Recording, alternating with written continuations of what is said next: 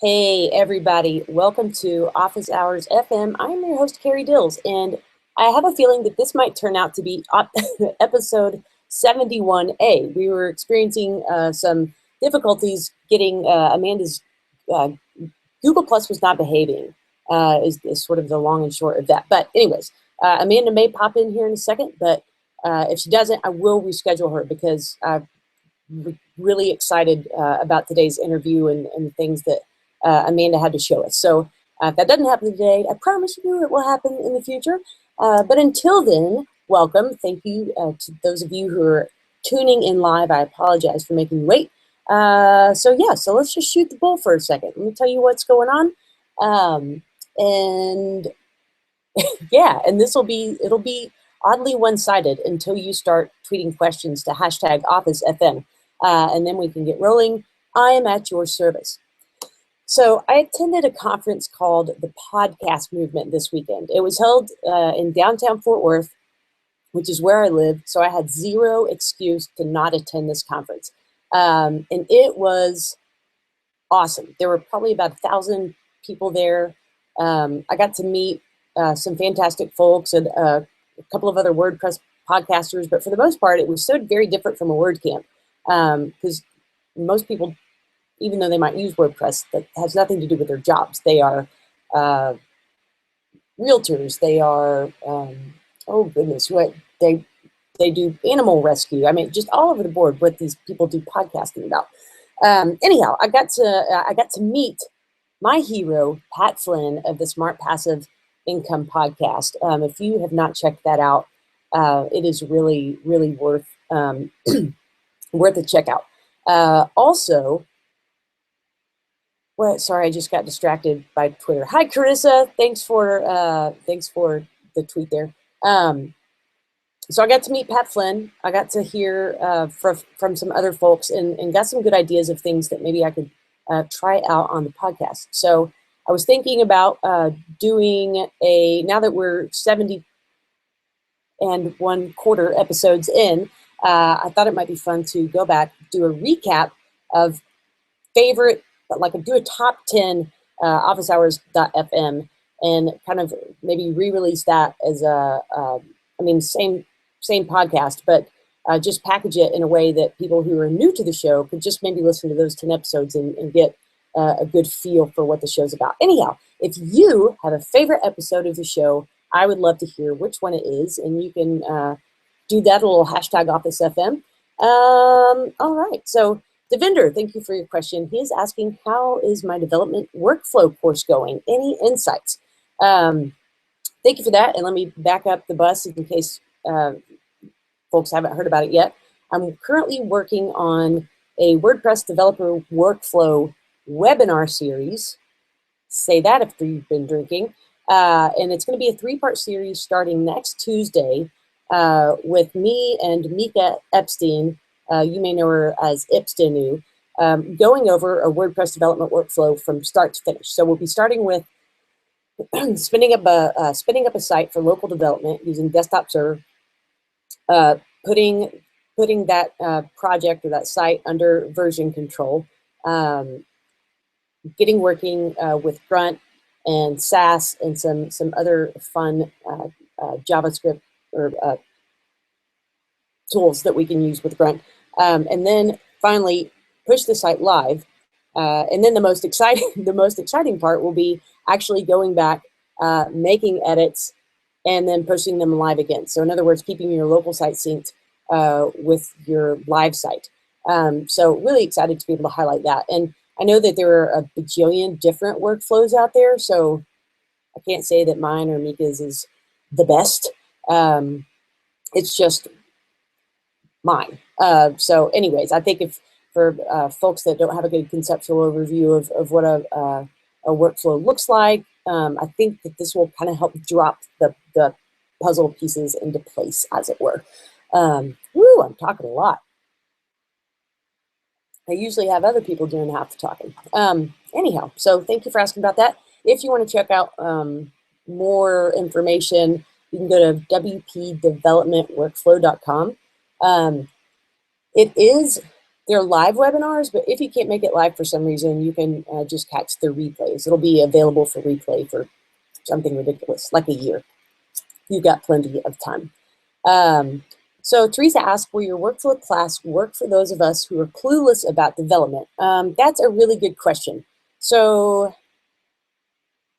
I think it depends if you're being self-deprecating when you're talking about clueless about development. Like if you've never looked at PHP or couldn't identify it in a text editor, this class would be frustrating for you.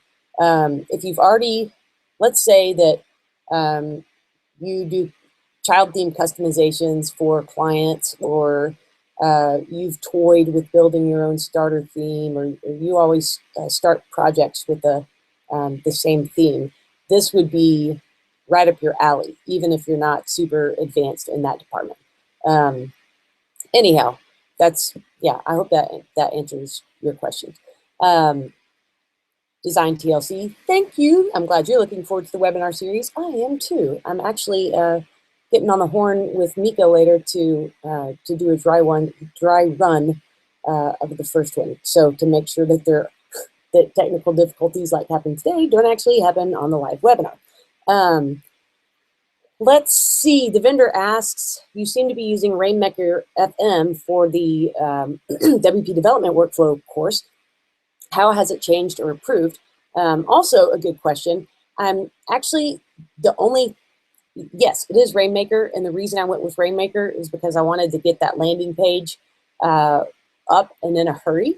And Rainmaker has some really beautiful landing page templates. And it connects with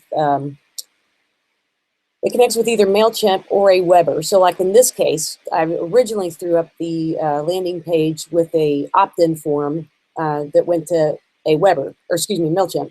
And then once I released the course and I swapped out the landing page for just a standard sales page.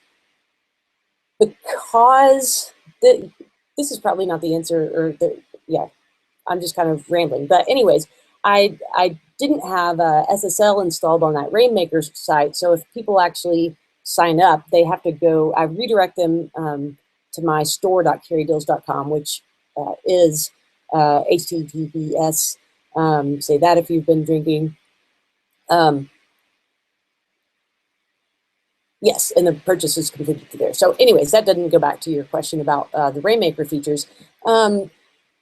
Rainmaker, I don't know if they're really the biggest new feature that they've released lately is going to be their learning management system, their LMS. So really the platform is great for those who want to, if you want to do an online course, an online membership, or drip content to like special access content to people that only had, provide content only to the people who had purchased access to that content. Yes, so there you go. Teresa says, I can customize a child theme, but don't even know what Sass is. Oh, hey, I see Amanda. I don't hear her. There we go. I think it's working. Amanda! Okay, hang on. I'm going to flip my phone. I don't know if this is doing video, so y'all close your eyes because I don't want you to get sick. Okay, we're prepared for the vertigo. Okay, is that working? Yeah, I'm looking at a wall or something. Yeah, you are. Okay, let's see if we can ghetto this. Hang on. Well, now I'm sort of at your computer. No, I don't know. It's close. Teresa, Sass stands for syntactically, wait. Okay, sorry. All over. I cannot speak today. Awesome style sheets. I cannot speak. I have oh my gosh. Sorry, I'm just a spaz today. I've been in this little dark booth out at lynda.com all week, and I think it's getting to me.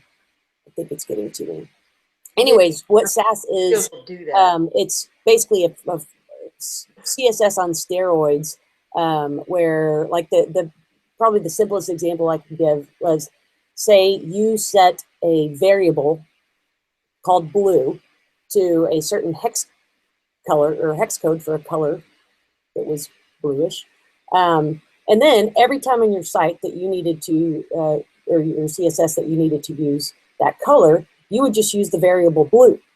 So then if you said, or your client more likely would say, I don't quite like that shade of blue, then instead of going and updating every instance of that in your CSS, you would just change that one variable, and then it would propagate throughout the rest of your CSS. So kind of cool stuff. Amanda, what are we doing over there? Okay, sorry, I was turning the light on because I think you probably do need a light. I wasn't sure how much room or how much light was available in the room. So, but I think we're good. Let me see if I can see questions. If you guys have questions, shoot them to @CS WordPress, because it looks like the hashtag is not updating in my display. Okay. If you can get yourself any closer to that microphone, I would not complain. Okay, hang on just a second. You betcha. Jackie says with Genesis 2.2 coming out anytime now, which we are anxiously awaiting that, what should we be prepared for with client sites? Typically the development team takes such great care to make sure that everything is backwards compatible. So I wouldn't anticipate any problems going ahead and updating your client sites, once it rolls out. That said, the disclaimer, always back up your sites just in case something goes absolutely haywire. The vendor asking which Linda course is cooking. So I've been for, I don't know, the past 9 months or so working on a WordPress DIY series. It's a series that I'm doing in tandem with Morten Wren Hendrickson. And the classes are basically how do you start from scratch and build a fill-in-the-blank site with WordPress. So a small business site, a portfolio site, a wedding announcement site, those sorts of things. So Morten is presenting it from just a WordPress perspective, and I'm presenting the exact same material, but from a WordPress and Genesis perspective. So it's kind of fun. We both get the same assets. So like the fictitious business name and all those sorts of things, and then teach the course and go. And at the end, it's fun to see that even though we were using the same things, we come up with 2 very different websites. So yeah, fun. I was going to try to say Sass again. Syntactically, never mind. I'm just not even going to do that. Yeah, I think it's like syntactically awesome CSS or I don't know, something. Basically off. CSS for developers. There we go. That fixes the microphone problem. We know how to fix those. Excellent. Okay. So, all right. Okay. We're not going to be able to do a screen share, which kind of sucks. I wanted to do a screen share, but we'll manage. You know what? We can do maybe we can record a little screencast after the fact, and then I can just go back and add it onto this episode. But that's cool. We've got plenty to talk about anyway. And actually, Jackie is going to kick us off. A question for you. Actually, before we dive into talking about accessibility, Amanda, pretend I have never heard of the word accessibility. Break it down for me. Okay, so accessibility basically means that to put it in a nutshell, and I think this is probably something that was said in the accessibility podcast that you did, but it's basically make sure that your content and your site can be viewed by anybody in whatever way they want to view it. So whether that's on a phone, whether that's in a different language, whether that's with a screen reader, whether with some other adaptive technology, with a 27-inch Retina ready monitor. That's a really broad, really wide definition of accessibility, and it's the kind of the one that I like to use, because it means that I can, if I just say, well, you need to make this accessible for screen readers, okay, well, that's fine. But if you go too narrow with it and you say, well, it's okay, it's accessible for screen readers, but you forgot the dyslexic people, you forgot the actual keyboard users who may not be screen reader users, and you left them out. So there's all these things, and it's kind of overwhelming, all the things that go into making a website accessible. So I really like Jackie's question. She's asking, what if we want to make a site more accessible? What are sort of the easiest places to start, low-hanging fruit, if you will? Um, the easiest place to start with making a site accessible, honestly, is going to be learning markup. Make sure you have that down, because markup is kind of the foundation of everything. So get that down first. Plus, if you learn markup first, it's like you can learn about ARIA and things like that, but that's not going to do you a bit of good unless you actually know markup first, because it assumes that you are familiar with markup. So start there first. The next thing I would say, as far as making a site accessible, there's a W3C resource, because there's WCAG actual guidelines, and then there's an understanding WCAG thing that they have on their site. So that's a good place to start as well. But I really think probably the easiest place to start is going to be learning markup, because if you start reading the W3C guidelines, they're fine. And as far as the most comprehensive stuff that's out there, that's it. But it's going to make your eyes bleed if you sit there and read all of it, because you're just going to be like, oh my God, this is wow. Oh, and I didn't even, sorry, get to properly introduce you before we dove in. I'm doing everything backwards today, apparently. But welcome to the show, Amanda Rush. Amanda is a WordPress developer and accessibility consultant. And Amanda, if you would just kind of give us the rundown, who you are, what you do, and how you got into what you're presently doing with WordPress. So I am, let's see, I have a computer science background. So I got that's what my bachelor's degree was in. And part of that was learning HTML. So we learned Pascal and different languages like that, and data structures and whatever. But one of the requirements that we had was an HTML course. So, and this was back in the late 90s. So, I mean, CSS was, yeah, I don't even think it existed at that point. If it did, it definitely wasn't important. Everybody was still doing on inline styles. And accessibility was still really easy at that, well, comparatively easy at that point. So I did that. I learned HTML. I started building websites. They were really ugly, because I don't do front-end design. I'm a back-end developer. So I learned HTML. I learned PHP, JavaScript, all that other nice stuff. And so I did the whole build your own website, code it from scratch because you're totally awesome and you're a developer thing for a while. And then I got over myself because I was like, well, so I want to do this one thing, and I don't want to code it myself. And so I started looking, I found WordPress on accident.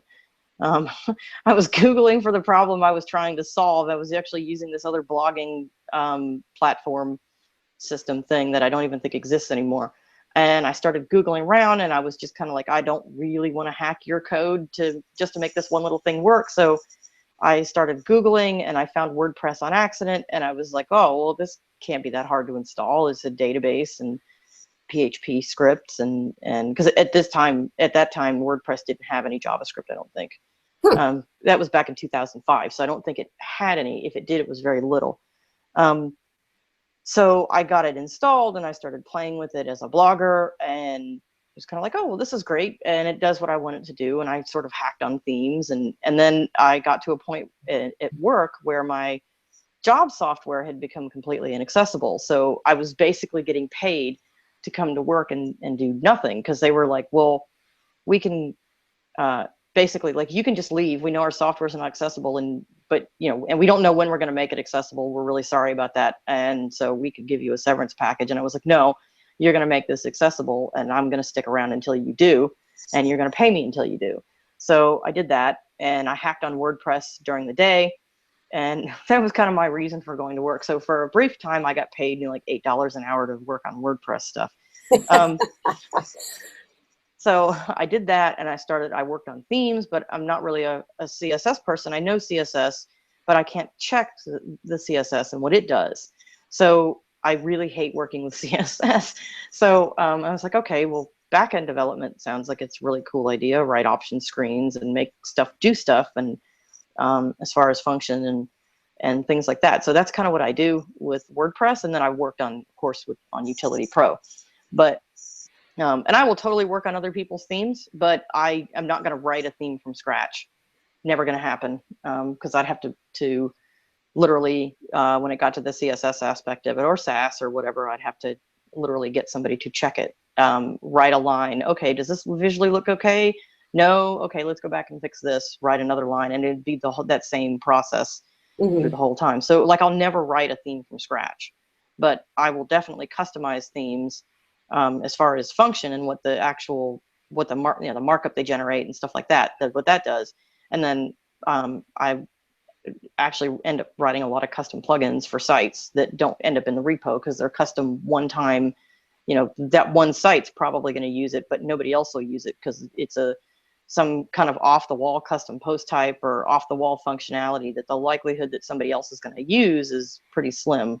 So I don't put them in the repo, but I write and actually do end up writing just a lot of custom plugins that do function and stuff like that. So let's see. I worked for Freedom Scientific for a while, which is the biggest screen reader developer. They developed JAWS for Windows, and I did worked for them for a while. I did support, and I was in all their queues, which meant I talked to banks and I talked to Microsoft and Sun Microsystems and all these other big organizations. So I did that, and then I also did if customers would call, I would help them install JAWS or help sort out video issues or sort out, because screen readers are amazingly video centric. They rely on, well, for the most part, they rely on the display chain, at least on Windows they do, is because they literally need to know what's coming through the video capture to determine what is going on the screen. If they don't have that, then they can't, you can use it, but you're not going to get much information out of it. So I did a lot of that and helping people sort out display chain issues, because display chain is a mess on Windows. So I did that for a while, and then once I lost that job, and it was literally like they sent an email, and it was like, I mean, it literally said your hours have been reduced to 0. So I went back to school. Reduced to 0. Yes, reduced to 0. I swear the email exists. It's in my Gmail. I will forward it to anybody who wants proof, but it definitely happened. So I went back to school, and I was like, okay, so maybe I can just go back into mainstream computing. And so I said, all right, well, I'll go get all these certifications, Cisco and Linux and security and whatever, because I was doing security sort of anyway, but I hadn't been formally trained at that point in it. So I went back to school. I took all the courses, but I couldn't actually pass the certifications because they were inaccessible. Were they online exams, or they were accessible? They were, I'm sorry, I've got to get a cable because my phone's about to, please don't die on me. Best episode ever. Oh yeah, this is total best episode ever. The tests were a combination of online and, hang on, you're gonna face the ceiling for a second. They were a combination of online and literal, like VMware virtualization. And at the time, they also had, and I think they still have, like, you have to do things like, here's a diagram, figure out what's wrong with this diagram in the case of a network topology or something like that.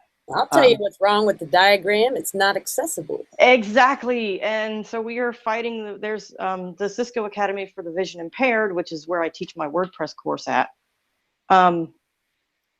is fighting with Cisco right now to make those accessible. And I think the NFB is involved or something. I'm not sure to what extent they are involved. But there's some stuff, and we've been fighting over this apparently since 2002, and I kind of wandered in the middle of it. And the same thing with Red Hat certification. I could take the classes, and I did actually manage to get through the first level of certification, but it just wasn't worth trying to maintain that cert because of how inaccessible everything was, and I had to hire a reader, and God, you hope it's not, somebody that has no experience with computers whatsoever, so they don't know how to read anything, and then you're just like, okay. And so you spend half your time sort of trying to decipher what they're actually reading, and then plus actually take the test. And are you still there? Yeah, yeah. Oh, okay. I'm listening and thinking. I thought you were going to say you hope your reader didn't have bad breath, but well, that too. You totally don't want that either. So then, and then the security one was the same thing. Like I could take the classes and read the books all day long. And I did actually, I took the first level Security Plus certification, but actually just getting through all the certs was just not going to happen, and trying to keep them maintained. And for a lot of those kind of jobs, you have to have the certification. They don't care what I mean, they care what you know, but they don't care, like to even get in the door, you have to have the certification. So I was like, okay, well, this isn't going to work.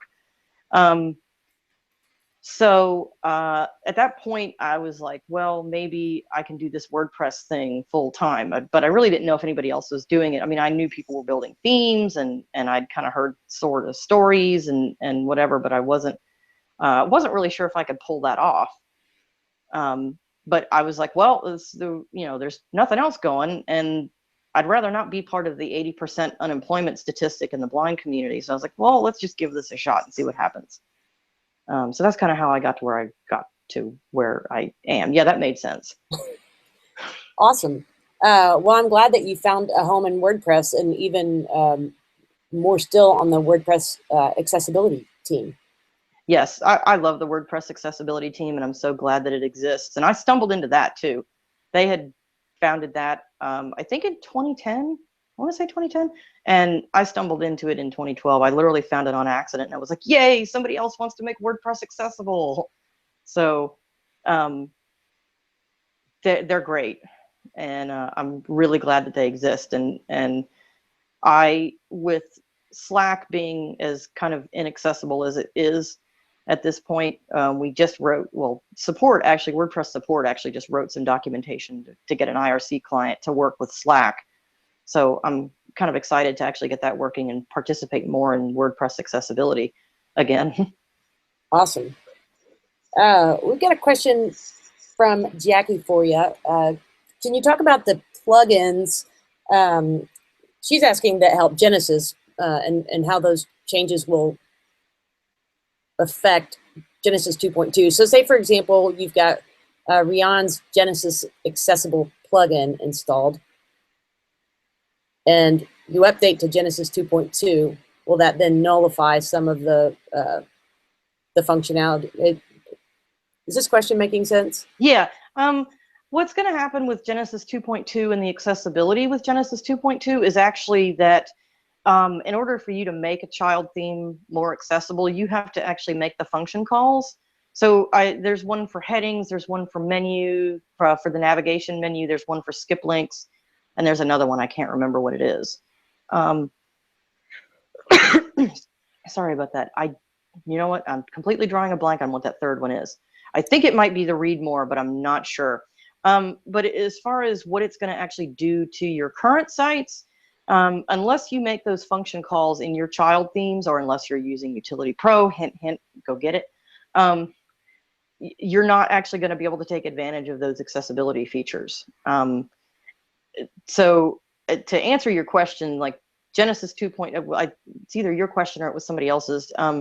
Genesis 2.2 is not going to, so you update it and boom, your site becomes accessible, with the exception of some of the back-end stuff like the site layout checkboxes. Those were fixed. I know Rian did probably a lot of the coding for, well, she either did coding or she yelled at people. Either one is fine. But I know that that's going to be I think the most noticeable change. But as far as your front end, your themes aren't going to take advantage of that until you actually add those function calls. And you can just add them to functions.php and then style appropriately, like specifically for the headings one. It's going to change the heading structure and make the headings more logical, which fixes all the widget issues, because that's the biggest issue with with a lot of the Genesis widgets, is that the heading structure is not logical at all. So currently the heading structure in widgets is an H4. Will that then become an H2, or or fall into actual context? It's going to fall into context. So when you change the headings, let me think. Yeah, it is going to fall into context. So if you your site starts with an H1, heading level 1, and then you have some heading levels at 2. They are going to, well, I think there's 2 things that are going to happen. One, your widget headings are going to fall into context, but also 2, your when you start adding headings to content, if you are with a heading, if your article is at, your title's at H2, your headings in that article are then going to become logical. It's going to override. So if you try to enter H4 before H3, it's going to override that, and it's going to give you H3 and then H4. Cool. So if you've got your styling, then if you've styled on, say, sidebar H4 instead of widget title, then it could potentially throw your styling off, but you'd have to update your styling. Yes. Okay. But I think they've tried to make sure that if you get when Genesis 2, has Genesis 2.2 dropped? I'm really sorry, I've been out of the loop for the last couple of days. They're on their release candidate right now. Okay, so it is on release candidate. I knew it was either going to be release candidate or drop, and I couldn't remember which one it was. But the new sample theme that's coming with it is going to actually give you some style samples that you can either copy wholesale and just go straight copy pasta with it, or you can go based on those examples and say, okay, so I know what I'm styling, I know what elements and what classes and whatever that I need to use, and so I can change my styles appropriately that way. So you are going to get like a guide, basically, where it's going to give you very well documented, as usual, sample theme to play with. So you will definitely have that. Awesome. I love, I mean, you, Rion, and Gary in particular have done so much to push to making Genesis more accessible. And I love all that's going to happen in this 2.2 version. It's just a good move in the right direction. So it is totally a move in the right direction, and I'm really glad that Studio Press decided to do that, because it's going to, now obviously, like, you're going to be able to make, you can make changes to the child theme, but you're still going to be responsible, and your clients are still going to be responsible for making sure that their content is accessible. And that's going to mean make sure that your images have alt attributes, and like meaningful alt attributes and stuff like that. But so it's not going to completely take all of the work out of making stuff accessible, but it is definitely going to make things a lot easier. I have a client that I'm actually trying to switch over to, trying to get him to stop using underscores and just use Genesis, because it's going to make things a lot easier. And but he's picky about his he's really picky about his accessibility. He knows accessibility very, very well. But I'm trying to get him to, like, no, just switch, because you've got these function calls and whatever, and it will definitely help a lot and make your development workflow a lot quicker than having to write all of your own accessibility for underscores or something out of the box. So sorry to interrupt you, but underscores as is or out of the box is, how does it rank with accessibility, like on a 1 to 10 scale? It's out of the box, like, as far as accessibility is concerned, it's actually really good. I just hate developing with it, because I hate writing a bunch of templates and template parts and whatever. So let me just disclose, I'm a Genesis, fangirl. I think you're in good company here. Yeah. So that being, because Genesis really does make development a lot quicker. I mean, even if you're having to write, custom post type archives, which I've kind of been mired in for the last week or so, it's still quicker than doing it with something like underscores. But I think underscores is, it's a good starting point for if you've never themed before and you've never ever written a theme. It is a good place to learn best practice, and there is a lot of accessibility in underscores. I just hate using it, because I hate 50 million files in my theme directory that are just straight up templates and whatever, and it's all over the place, and then I've got to figure out, well, what am I editing to fix this one little thing? But that is a preference thing for me. I feel you. Yeah, that's, well, yeah, part of the reason I'm with Genesis as well. Jackie brings up a really great point, and she knows the answer, but let's talk about it and share the love. But she's asking, can we talk about how you should be using headings properly for semantic meaning versus styling? So maybe I just want something to be really big on the page, so I make it an H1. Is that okay to do? That is okay. So the way headings work is a page should only have, one H1, like that, because it's really, it is the biggest heading that you have, obviously. And your headings should be logical. So while headings are not necessarily an accessibility feature of HTML, they are technically a styling feature for semantics. They need to be logical, and not just for accessibility, but for search engine optimization as well. The search engines really like that, and the people really like that when you have a logical structure. So to do something like, if you're gonna you've got something that's not that you maybe wouldn't stick in a heading, but you still need it to be kind of big and kind of out there. You could use something like an M tag or a strong tag, or a probably M, actually, I think would be a better tag. Okay, I'm getting geeky, but I'm kind of geeky about my markup. So that's kind of how I would do it, and then use styling to do it, but don't use a heading tag just because you want to make something bigger. Does that make sense? Absolutely. And yes, I think that's something I'm probably, well, I know I don't do a very good job of passing that along to clients who plan on maintaining their own content. But yeah, and I mean, that's something that I did in my early days of web development. You want them bigger, put an H1 tag on it, put an H2. But yeah, those are there for meaning, not styles. So great point, Jackie. Thank you for bringing that up. Yeah, if you've got any questions for Amanda, you can shoot them over to #OfficeFM. Ooh, and I just realized I forgot to check my Google Q&A app, see if there's anything hanging out over there. But nope, we look good. Okay, the vendor asked, HTML5 structure support. You can have multiple H1s on the same page. Okay, hang on just a second. Why isn't my battery charging? Uh-oh.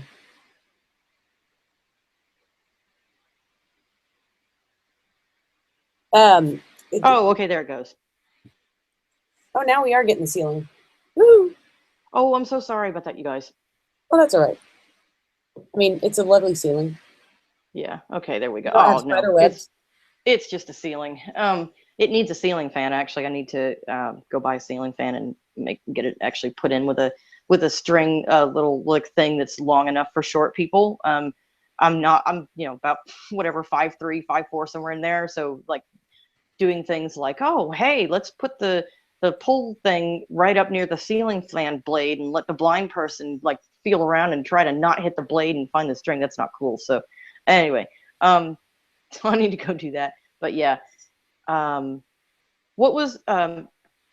Am I pronouncing that right?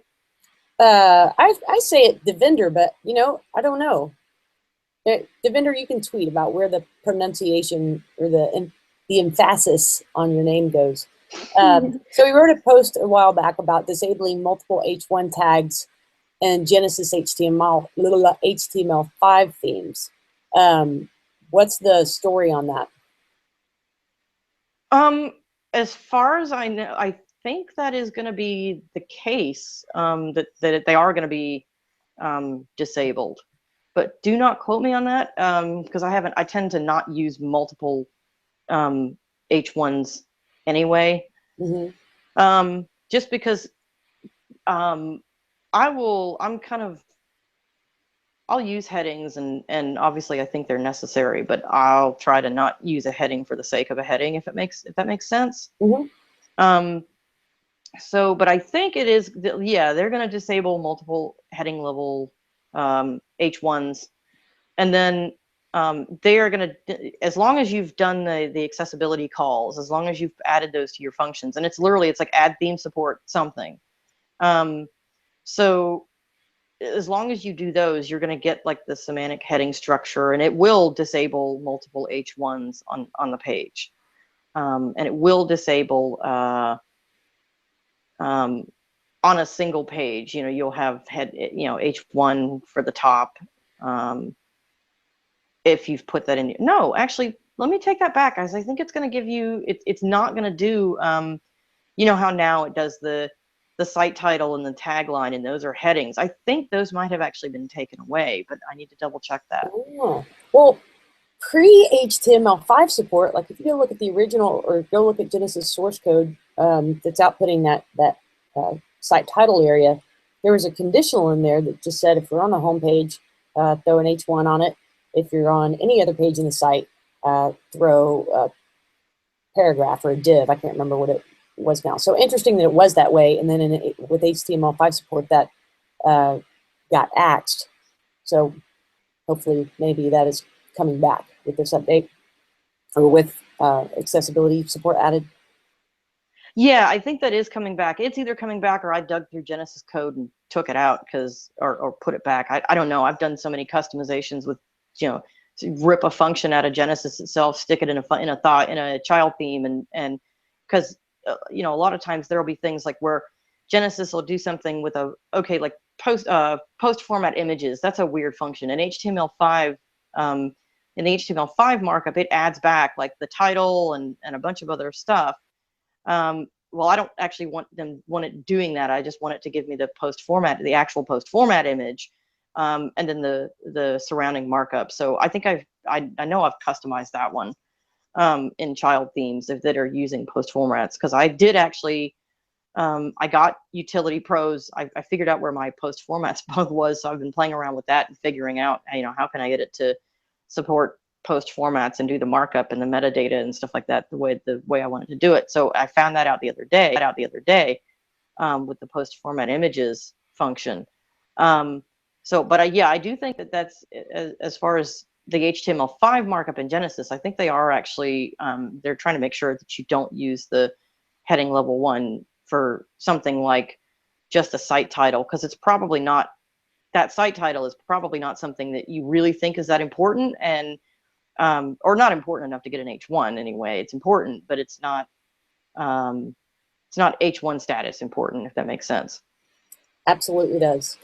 Got a follow-up question. Can we talk about title tags and where they fit in moving forward? So title tags those are little things that go on your links, and I believe this latest version of WordPress stripped that out of, like when you go to add a link. Yes, it stripped that out Okay. because they are for accessibility, they are useless, because screen readers are either going to by default, they're not going to read them, and nobody turns that on because nobody wants to read anchor text and title text. And I think, and like Rebecca Gill can clarify on this, because I do some SEO, but definitely not as good as she does. But I think they're useless for SEO as well. It's just a useless attribute in most cases. I can't think of any reason why a link with a text with anchor text and a link should almost always needs, it always needs some kind of anchor text, actually, because either you're indicating that there's some text that navigates somewhere else, or you're indicating an icon label, or you're something. So it has to have some kind of anchor text, something to be useful. So, but as far as the title attribute, I would just say no to the title attribute. Just don't do it. Indeed. For folks that are listening, if you haven't checked out Rion's plugin, Genesis Accessible, go do that. And if you just look at the settings for it and see what the options are, that you can see right off the bat what the kind of the big issues are with Genesis right now. And I mean, even if you should use the plugin, but even if you don't, you can get an idea for what those are. And title tags is one of the, I believe, one of the options. Yes, that's a huge issue with Genesis as it currently stands in stable release.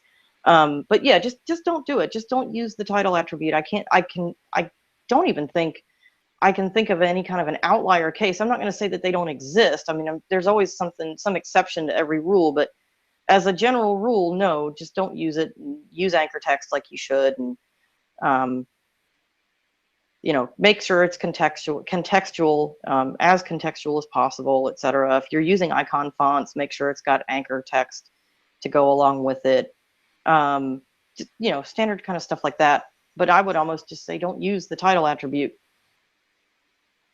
All right, fair enough. We will not use it. I had a question and then I totally derailed myself. We are actually at 12 o'clock, but since we started a little bit late, we'll get on for a few more minutes. And if anybody has some question they want to get in before we get off the air, then get that on in at #OfficeFM. Yeah, so yeah, there's a good discussion going on Twitter about the H1 tag thing. By the way, if you are listening to this episode after the fact, or any episode after the fact, and want to ever go back and see kind of what that Twitter thread was, just do a search on Twitter for the #OfficeFM, and you can scroll back through the archives and have a blast doing that. One of these days, I'm going to just learn to leave that search for that hashtag open, because I close it and then I'm like, then I go, oh, well, Genesis Office Hours is, Office Hours is coming up. Sorry, when I started listening to this podcast, it was Genesis Office Hours. That's all right. It's Throwback Thursday. Yeah. So we'll go with that. But then I'll close it because I'm like, oh, okay, well, there's nothing going on in the hashtag. I'll close it. But my Twitter client at this point, for some reason, is it's not pulling it, like it's not current as far as displaying the actual search. So I have no idea what's going on in the hashtag. Eventually, it will catch up. But I should just keep it open, and just let it fill up and whatever, because if nothing else, it'll remind me, hey, it's 2 o'clock. Tune into Office Hours and don't miss episodes. There you go. And really, there's virtually no traffic on the hashtag except on Thursdays, so it's it's not too annoying to have up. Jackie is just throwing in some really great questions for accessibility. We talked about the title tag and how that's completely a waste of pixels. What about the image alt tag? How should we be using that effectively for both SEO and accessibility? Okay, so the way, just a brief, I'll try not to get too geeky about how screen readers work, but essentially, so we mentioned the video thing where they have to see what's actually kind of going on the screen. That does not apply to graphics. It's only text, and then everything else is there's a lot of scripting that goes into telling a screen reader how to deal with a particular element. So anyway, so screen readers are like search engines in that they cannot see a picture. They cannot, they can't look at a picture, an image, and see that it is actually an image or what that image is. So the alt attribute, that is actually very useful, is used to communicate to screen readers and search engines what an image is in the case of search engines, so that it doesn't load. If the image doesn't load, then you know what's actually supposed to be there.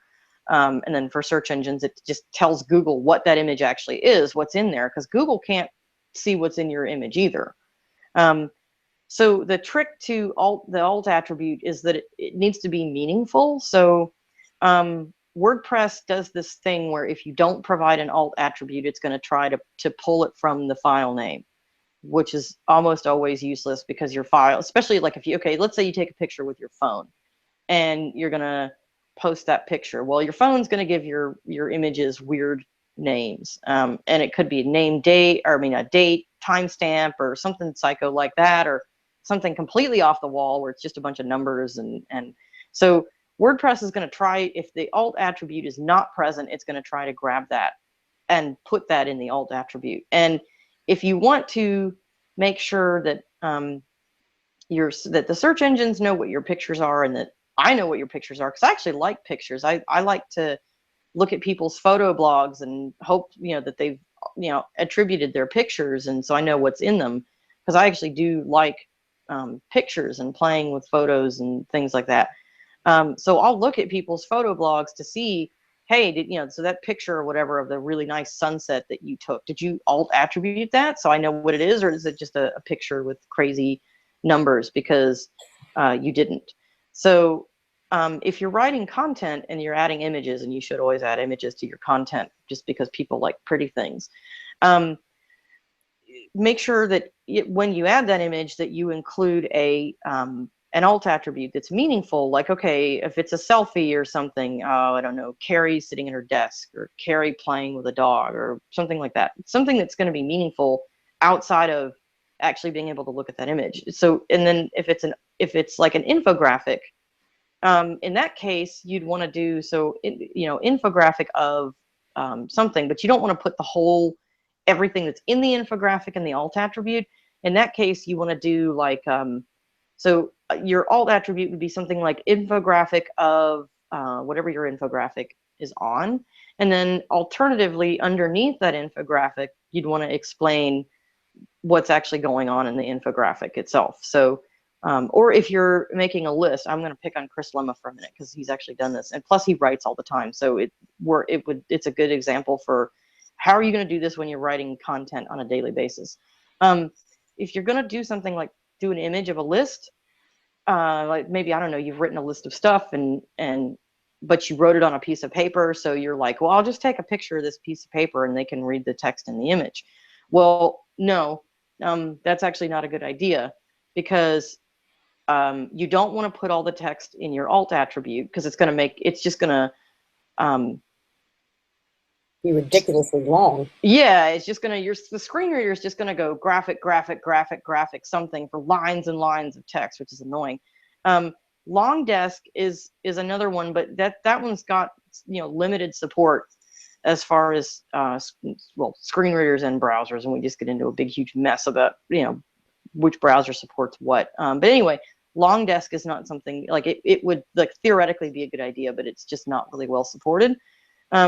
So in that kind of a case, you'd say, okay, so here's a picture of my list, right? List of stuff, I don't know, and things. And then underneath that picture, you would need to actually write out what's on that list, because having that list on a piece of paper and taking a picture and saying, well, okay, well, they can read the text from the picture the search engines don't know what that is either. So there's probably some really awesome things on a Chris Lemma list, but and I don't remember what the post was. There was one particular post that he doesn't do it all the time. So I'm picking on him, but I'm only picking on him because, he writes all the time and definitely uses images a lot and things like that. So, but in that kind of a case, you do like a list. So have a picture of your list. That's cool. But then because the search engine's not going to know what's on your list either, if it's in your image, make sure that you just write out some explanation or something of what's in the list below that. And so that's how you'd kind of deal with those like lists and infographics and things like that are not just a sort of a stock photo. But alt attributes are good. They are your friend. Use them, except for if it's a decorative image, in which case then it doesn't need it. But if it's part of the content and it is meant to convey something other than like an ornamental thing, then yeah, definitely alt attribute it. Is there a way via HTML to designate an image as decorative? There's not a decorative attribute, unfortunately. There's you would designate an image as decorative. I don't want to say it's a judgment call, but it kind of is. If it's something like, okay, let's say, I don't know, you do a CSS border, right?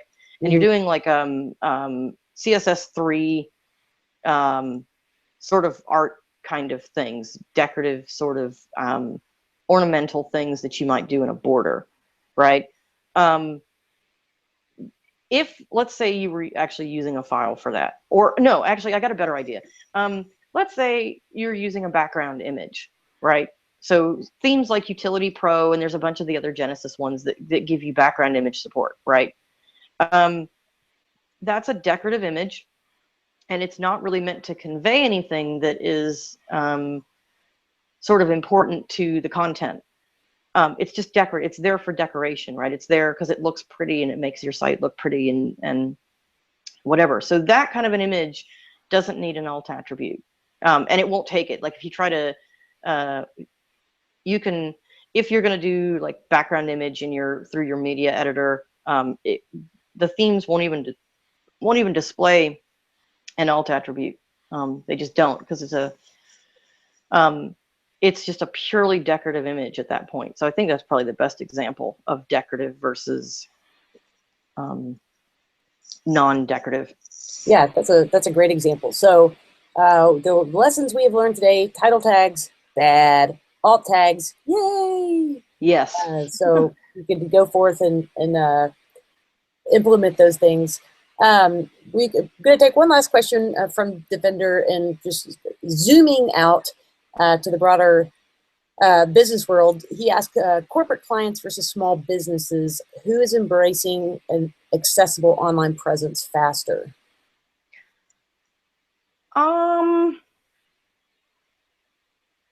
I think corporate clients, and the reason I'll say that is because one of the things about accessibility is that especially if you don't start with accessibility at the beginning of your project, if you get to a point where you're at the sort of the end of a project or the middle of a project and you say, well, okay, well, I want to make this accessible, at that point, it literally becomes a time vampire and it becomes a money vampire, because you are then in a situation where you're going in and you're having to remediate all kinds of stuff. Like, okay, like I would love to value price accessibility. I'd love to, because I hate hourly billing, but you can't, because 9 times out of 10, you come in at the end of a project and somebody goes, oh, by the way, I need to make it accessible because I've been sued, or because I'm getting complaints, or because I've finally been made aware of accessibility and I really didn't mean to discriminate against any of my users, so I want to make my stuff accessible. And then it becomes, okay, so we can make this accessible, but now it's going to cost like just tons and tons and tons of hours just to fix it. And I'm going to have to bill you by the hour because I got to get paid. So, but it literally does become like that whole thing about, you know, you don't hourly bill because of conflict of interest. No, that is not there in accessibility, because you are literally going to spend all those hours, you know, remediating or telling developers how to remediate accessibility. And I like to kind of, as an accessibility consultant, get my hands dirty in the code itself, because I find that developers are a lot more willing to do accessibility and listen to you and tell you what, or do what you tell them, basically. If you say to them, hey, look, I'm in this with you. I'm not here to work against you. I'm here to work with you. And I will get my hands dirty in your code and we will figure out how to actually solve this problem. So solve the original problem that you're trying to solve and do it accessibly. And I think that for me, anyway, that gets a lot more, because I try not to focus on necessarily things like buy-in, and I could talk about this for hours. I don't know, we might have to do another podcast or something because we had so many technical difficulties. But I tend to look at something like buy-in as, okay, are you really interested in not serving disabled clients or people that might benefit from accessibility, which is pretty much everybody? Well, if the answer to that is no, you are totally willing, like that's what you want to do, well, then you've already bought into accessibility at that point. There's no point in me trying to sort of make you buy into all the talking points necessarily. I'm just interested in are you interested in serving all of your customers? And the answer to that is almost always yes. So at that point, then we look at, okay, so these guys are part of your customer base too. Oh, and by the way, non-disabled people are really going to like your accessibility features too. So then we can start looking at, especially if you catch it at the beginning of a project, it becomes a lot less expensive. But if you catch accessibility at the end, or you are in a situation where you've taken on a project and you want to make it accessible, then it does become a huge just money pit and whatever, because you are literally going to just spend hours and hours and hours remediating stuff. So like, work smarter, not harder, do accessibility at the beginning, and work it in along with security. So like, you'd never try to bolt on security at the end of a project. Don't do it with accessibility either. Great tip. And I love that loaded question. Would you like the most customers to be able to use your website? Yes. In that case, let's talk about some accessibility features. Yeah, well, that's kind of how you have to do it, because I think, and even with developers, even with stuff as frustrated as we, because okay, the accessibility community, look, we get frustrated with a lot of stuff because we are completely overworked. There's more accessibility work than we have people to get done. And so there's a lot of, accessibility is just kind of like everybody's got like, oh God, not the alt attribute again. So, but that being said, like, I think that especially with a lot of developers, it's not that developers don't care about accessibility. It's that you don't know how, because there's the information that's out there for accessibility is really kind of, it's not awesome. There is information, but it's really kind of hard to find, and it's kind of, you have to know what to search for, and so it really is difficult for developers, I think, because there is like this whole systematic non-education thing, and we also know it. We're aware of it, and it would probably take about $2 million to fix it. Like, we've actually kind of had these discussions, like, how do we fix the education problem? But I think with developers and accessibility, it isn't that they don't care about accessibility. It's that they just literally don't know how, and they get this info, they start learning about this stuff, and they're completely overwhelmed because it's like, oh, I just got an accessibility audit. Well, what the hell am I supposed to do with this? All of this is like, you're giving me all this information, and I don't know what to do with this. Like, and so I think that's kind of where developers sort of get overwhelmed and are just kind of like, I don't know how to deal with this. My brain's going to shut down, and I'm just not gonna. Right? I think that's really what happens. I think you're spot on. And not to sound self-promoting, but I wrote a good series. I think it's a good series. I can't believe I just said that.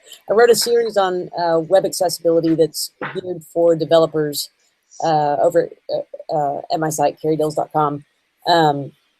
That if you're listening to this and you're new to accessibility, it just sort of breaks down what are the overview of things that are involved, and how you can start making simple steps in the right direction. Amanda, we are going to have to wrap up, but will you pretty please promise me that we can do a little screencast and append it to this episode? Yes. If you can give me like 20 minutes, I have something I need to finish up for somebody else, but if you can, we can totally, like, we'll jump on Skype and screen share, and I'll sit here for a couple of hours and do stuff. Well, dang, I didn't mean you had to do it immediately, but because I had this whole thing, I had it all planned out. Like, I had written, like, I had some code that I was gonna, like, so I was really kind of like, Google Plus just really made me angry because I was like, no, you just ruined my whole thing. And so yeah, I'll totally do it. We can either do it today or we can do it tomorrow or something. But yes, we will totally do a screen capture and add it to this episode, because that was definitely the whole part of kind of one of the big things I was actually wanted to do today. And we actually should probably do another like podcast, just because we did sort of we had all the technical difficulties, because I honestly, like, I could talk about this stuff for hours, and between like the technical aspects of accessibility and this accessibility philosophy and all this other stuff, and like, I could go on for hours and hours. So well, if someone wanted to find you online and chat you up on accessibility issues, where can they get hold of you? You can hit me up so Twitter is CS WordPress. That's the professional one. You're definitely, like, welcome to follow my personal Twitter, but you follow at your own risk. That one's Mega Rush 1024, but that's kind of where I just sort of let my hair down and stuff just happens. You can Skype me. What is my Skype handle? AJRush1. And I'm almost always online. You can email me at amanda@customerservant.com, and then you can visit my website at customerservant.com, which I so need to write more for. And I know I also need to get a portfolio and all my testimony, because I have a bunch of case studies and stuff written for work that I've done, and so I just need to sit down and actually code a portfolio, some kind of styling and whatever for Utility Pro, so that a portfolio looks good and testimonials look good. So yeah, I know I need to do that as well. But that's where you can find me. And if you send me Twitter mentions and stuff like that, I'll get back to you at pretty quick most of the time. But I'm definitely open for a chat. Awesome. Thank you so much for coming on and sharing, and I look forward to chatting more with you. And thank you to everyone who was able to tune in live and catch the show. And if you're catching this after the fact, well, I'm glad Yes. you're here too. So, all right, Amanda, have a wonderful afternoon, and to everybody out there, we'll see you next week. Okay. Bye. Bye.